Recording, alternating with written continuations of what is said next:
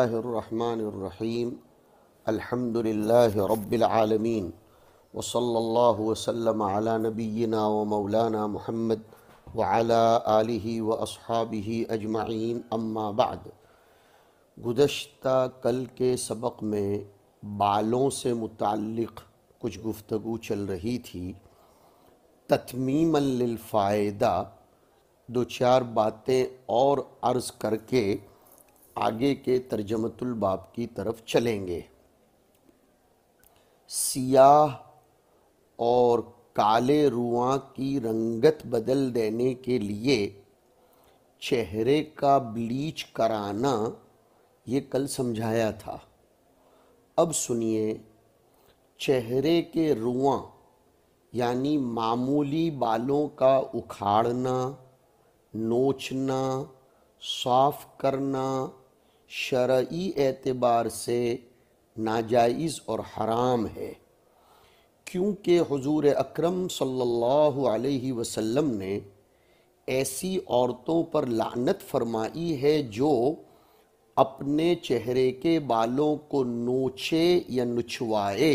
ابو داؤد کے سبق میں یہ بات آئی ہے۔ مسلم عورتوں کو ایسی فیشن سے پرہیز ضروری ہے، ورنہ ان پر لعنت اترے گی۔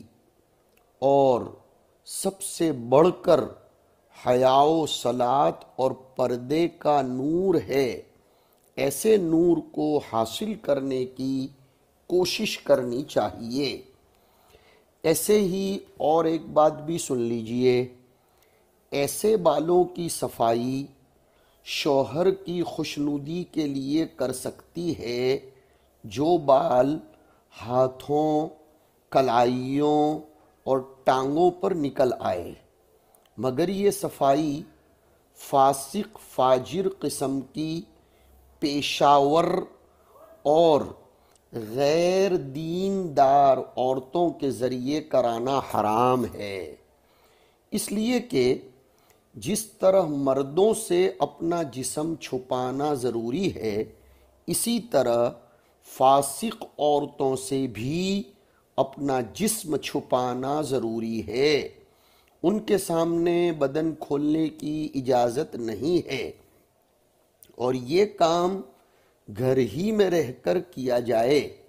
اس کے لیے بیوٹی پارلر جانا جائز نہیں ہے، کیونکہ بیوٹی پارلر جانا حیا اور شریعت کے خلاف ہے، عزت و آبرو کے لیے زبردست خطرہ ہے، اس سے گریز کرنا چاہیے۔ جب عورتوں ہی کے بالوں کا بیان چل رہا ہے تو اور بھی لگے ہاتھ بات سناتا چلوں کہ بغلوں میں یعنی بغل میں جو بال نکل آتے ہیں ان کی صفائی بھی عورتوں کے لیے، نوجوان لڑکیوں کے لیے ضروری ہے۔ افضل اور بہتر تو یہ ہے کہ ہر ہفتے صفائی کی جائے، ورنہ 15 دن میں تو کر ہی لینا چاہیے، اور زیادہ سے زیادہ میگزیمم 40 دن تک لیٹ کرنے کی اجازت ہے۔ اس سے زیادہ وقفہ، اس سے زیادہ کھینچنا ناجائز ہے۔ اور بغلوں کے بالوں کی صفائی کا بہترین طریقہ یہ ہے کہ بالوں کو اکھاڑ لیا کریں۔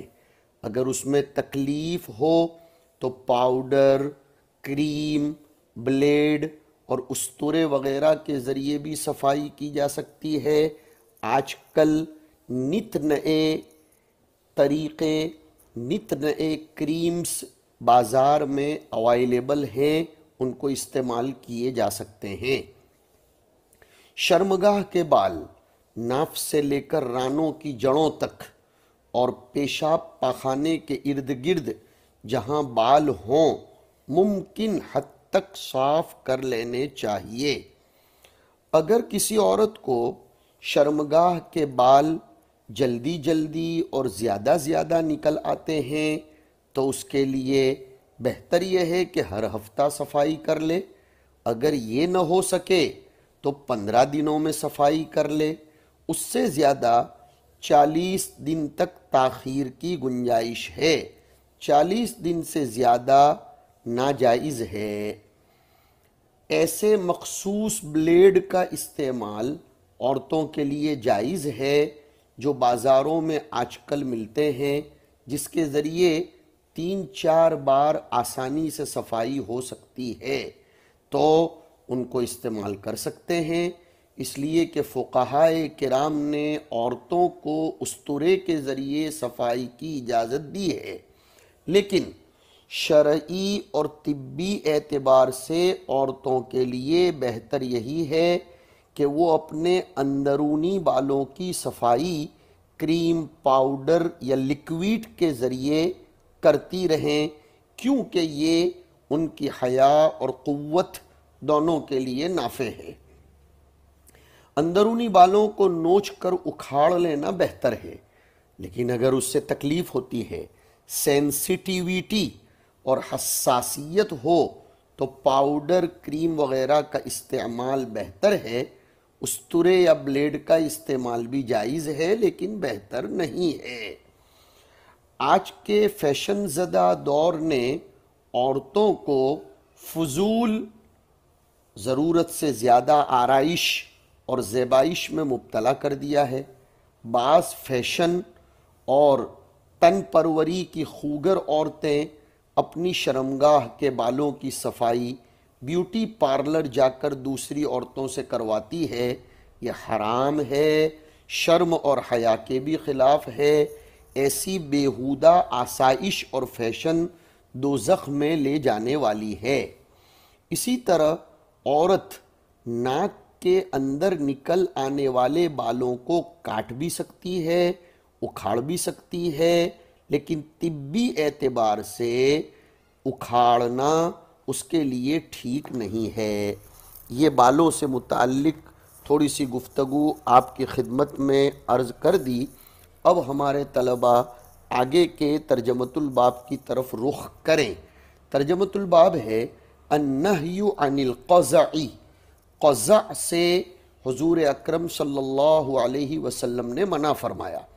قزع اصل میں تو کہتے ہیں بادل کے ٹکڑے کو، لیکن یہاں مراد ہے سر کے بعض حصے کا حلق کروانا اور بعض کو چھوڑ دینا، اور اس کو قزع کہا جاتا ہے بٹے ہوئے متفرق بادل کے ساتھ تشبیہ دینے کی بنیاد پر۔ روایت ہے ترجمۃ الباب کی پہلی عمران ابن یزید کے حوالے سے عن عبداللہ ابن عمر رضی اللہ عنہما عن النبی صلی اللہ علیہ وسلم قال نہانی اللہ عز وجل عن القزع، میرے اللہ نے مجھ کو قزع سے منع فرمایا، یعنی تھوڑے بال رہنے دیے جائیں، تھوڑے بال کاٹ دیے جائیں، اس سے اللہ نے مجھے منع فرمایا۔ دوسری روایت احمد ابن سلیمان کے حوالے سے عن ابن عمر رضی اللہ عنہما قال نہا رسول اللہ صلی اللہ علیہ وسلم عن القزع، نہی الہی بھی ہے اور نہی رسول بھی ہے۔ قال ابو عبد الرحمن حدیث یحیی بن سعید و محمد بن بشر اولا بالصواب۔ دیکھیے ابھی میں نے قزع کی بات تو آپ کو سمجھائی، وہ منع اس لیے ہے کہ وہ شیطان کا طریقہ ہے، یہود کا طریقہ ہے۔ اب یہ قال ابو عبد الرحمن کے ذریعے امام نسائی نے جو علت خفیہ پکڑی ہے اس کو سمجھے کہ حدیث یحیی بن سعید و محمد بن بشر اولا بالصواب، یعنی یحییٰ ابن سعید اور محمد ابن بشر، یحییٰ ابن سعید القطان کی روایت تو آگے آ رہی ہے اور محمد ابن بشر کی روایت بھی آ رہی ہے، وہ زیادہ درست ہے کہ انہیں صواب درست قرار دیا جائے برخلاف اس روایت کے جو ابھی تمہارے سامنے ہے، جس میں ثوری نے ان دونوں کی مخالفت کی ہے۔ مخالفت کیا کی ہے کہ ثوری نے عمر ابن نافع کا واسطہ ساقط کر دیا ہے عبید اللہ اور نافع کے درمیان۔ جی ہاں، دیکھیے سند میں حدثنا ابو داود عن سفیان عن عبید اللہ ابن عمر عن نافع عن ابن عمر، تو یہ سفیان ثوری نے ساقط کر دیا ہے عمر ابن نافع کے واسطے کو عبید اللہ ابن عمر اور نافع کے درمیان سے، ورنہ ہونی چاہیے تھی سند عن عبید اللہ ابن عمر عن عمر ابن نافع عن نافع عن ابن عمر رضی اللہ عنہما۔ مصنف رحمۃ اللہ علیہ ترجیح دے رہے ہیں یحییٰ ابن سعید اور محمد ابن بشر کی روایت کو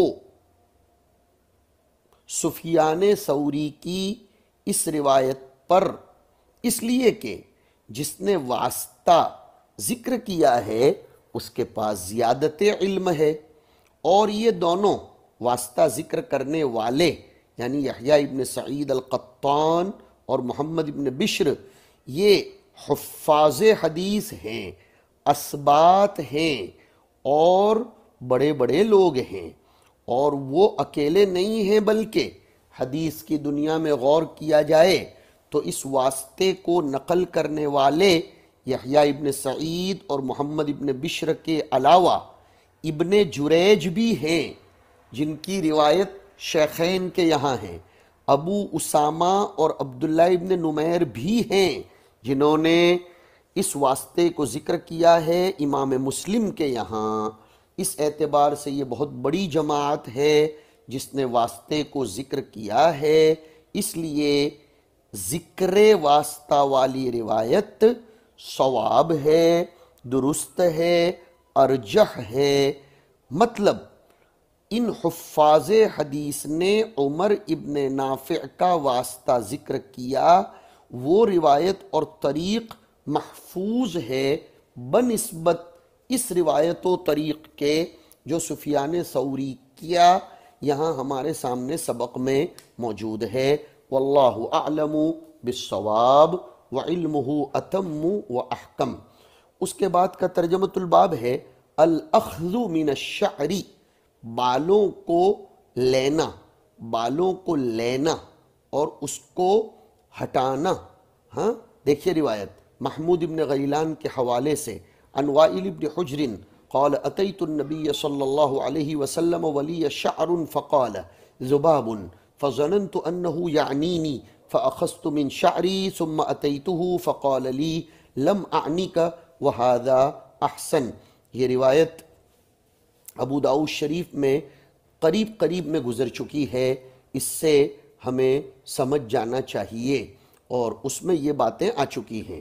اس کے بعد کی روایت ہے محمد ابن مثنى کے حوالے سے عن انس رضی اللہ عنہ قال كان شعر النبی صلی اللہ علیہ وسلم شعرا رجلا ليس بالجعد ولا بالسبط بین اذنیہ وعاتقہ، نبی کریم صلی اللہ علیہ وسلم کے بال اکثر و بیشتر شعرا رجلا ایسے بال رہتے تھے جو مڑے ہوئے تھے، اس میں تکسر یسیر ہوتا تھا، اور شعرن رجیلن جیسے کہتے ہیں کنگھی کرنے کو ترجل، تو اب ترجمہ ہوگا اوڑے ہوئے رہتے تھے، اس میں باقاعدہ اوڑے ہوئے ہونے کو انسان دیکھ سکتا تھا۔ لیس بالجعد، جعد کہتے ہیں الٹے، ملتوی التواء و تقبض، یعنی سمٹے ہوئے الٹے بال نہیں ہوتے تھے، یہ مسترسل بال کے خلاف ہوتا ہے۔ ولا بالسبط، اور نہ ہی لٹکے ہوئے رہتے تھے۔ محدثین لکھتے ہیں جعد بالوں میں اس کو کہا جاتا ہے کہ بال بکھرے ہوئے بھی نہ ہوں، لٹکے ہوئے بھی نہ ہوں، مطلب یہ ہے کہ حضور کے بال ان دونوں کے درمیان ہوتے تھے۔ ہم سیدھا سادہ ترجمہ کر دیں گے کہ حضور اکرم صلی اللہ علیہ وسلم بال اوڑھتے تھے، اوڑے ہوئے رکھتے تھے، اور حضور پاک علیہ السلام کے بال اغلب احوال میں اکثر و بیشتر مونڈھے کے قریب ہوتے تھے، کبھی بڑھ جاتے تھے اور کافی لمبے ہو جاتے تھے۔ اس حدیث کا ماحصل یہ ہے کہ حضور کے بال اگر بڑھتے تھے تو زوائب چوٹی جیسی حد تک چلے جاتے تھے، اور یہ تب ہے جب حضور اکرم صلی اللہ علیہ وسلم مشغول بالسفر وغیرہ ہوں، جیسے کہ ابو داؤد شریف کی روایت میں اس کی تفصیل مفصل سنا چکا ہوں۔ اس کے بعد کی روایت ہے قتیبہ کے حوالے سے، عن حمید بن عبد الرحمن الحميري رضی اللہ تعالی عنہ قال لقيت رجلا صحب النبي صلی اللہ علیہ وسلم كما صحبه ابو ہریرہ، اور وجہ تشبیہ خود ذکر کی 4 سنین، قال نہانا رسول اللہ صلی اللہ علیہ وسلم ان يمتشط احدنا كل يوم، روز روز کنگھی نہیں کرنی چاہیے، اس میں تضییع وقت، شہامت رجال کے خلاف تزین کی طرف زیادہ انسان کی طبیعت چلنے لگتی ہے، پھر اس میں نسوانی کیفیتیں پیدا ہونے لگتی ہیں۔ اس کے بعد اسی سے ملتا جلتا ترجمۃ الباب قائم کیا ہے، الترجل غبا، ناغا کر کے کنگھی کرنے کا بیان، ایک دن چھوڑ کر دوسرے دن کنگھی کرنے کا بیان۔ روایت علی ابن حجر کے حوالے سے عن عبداللہ بن مغفل رضی اللہ عنہ قال نہا رسول اللہ صلی اللہ علیہ وسلم عن الترجل الا غبا، حضور اکرم صلی اللہ علیہ وسلم نے روز روز بلا وجہ کنگھی میں مصروف ہونے سے منع فرمایا، ہاں بالوں کو درست کرنا مقصود ہے تو ایک دن چھوڑ کر ایک دن کر لیا کرے۔ ترجل، بالوں میں کنگھی کرنا، کتاب الترجل آپ نے ابو داؤد میں پڑھ لیا، تنظیف اور تحسین کرنا کنگھی کے ذریعے، اسی لیے میں نے ترجمہ کر دیا سیدھا کنگھی کرنا۔ یہ الگ بات ہے کہ ترجل اس کا استعمال سر کے لیے ہوتا ہے اور تسریح کا استعمال داڑھی کی کنگھی کے لیے ہوتا ہے۔ الا غبن مطلب اس پر مداومت اور ہمیشگی نہ کی جائے، کبھی کریں کبھی چھوڑ دیں۔ غب لغت میں کہتے ہیں کہ اونٹ ایک دن پانی پینے آئے اور ایک دن نہ آئے، ناغا کر دے، اس کو اصل میں غب کہتے ہیں۔ اور روز روز کنگھی کرنا یہ عجمیوں کا طریقہ ہے، اہل دنیا کا طریقہ ہے۔ البتہ سنیے گا، نسائی شریف میں ابو قتادہ کی روایت آئی ہے کہ انہو کانت لہو جمتن، کہ حضرت ابو قتادہ کے جمہ بال تھے، فَأَمَرَهُ أَن يُحْسِنَ إِلَيْهَا وَأَن يَتَرَجَّلَ كُلَّ يَوْمٍ، کہ اپنے بالوں کے ساتھ اچھا سلوک کرے، روز کنگھی کرے۔ تو یہاں تو آیا کہ ایک دن چھوڑ کر ایک دن کنگھی کرنا چاہیے، روزانہ کنگھی کرنے سے منع فرمایا، اور ابو قتادہ کو حضور اکرم صلی اللہ علیہ وسلم نے روزانہ کنگھی کرنے کو کہا۔ جواب دیا جائے گا ان کے بال اتنے غزیر، کثیر، اتنے زیادہ تھے کہ ان کو ضرورت تھی روزانہ کنگھی کرنے کی، تو جیسے بال جیسی حالت اس پر محمول کیا جائے گا، یا تو یہ کہہ دیں گے بیان جواز کے لیے ہے۔ جہاں تک ایک بحث اور آپ کر سکتے ہیں کہ یہ جو حدیث ہے کہ حضور صلی اللہ علیہ وسلم کان یسرح لحیتہ کل یوم مرتین، کہ حضور اپنی داڑھی کی روزانہ 2 مرتبہ کنگھی کرتے تھے۔ حافظ ولی الدین عراقی نے لکھا ہے کہ اس کی سند پر ہمیں اطلاع نہیں ہوئی، یہ روایت گویا سند کے اعتبار سے ٹھیک ٹھاک نہیں ہے۔ اور ایک بات سن لیجئے، مرد اور عورت دونوں کا حال یہی ہے کہ عورت کو بھی روز روز کنگھی کرنا، صبح و شام اٹھے بیٹھے بال سنوارنے میں نہیں لگنا چاہیے، اس کے لیے بھی کراہت ہے۔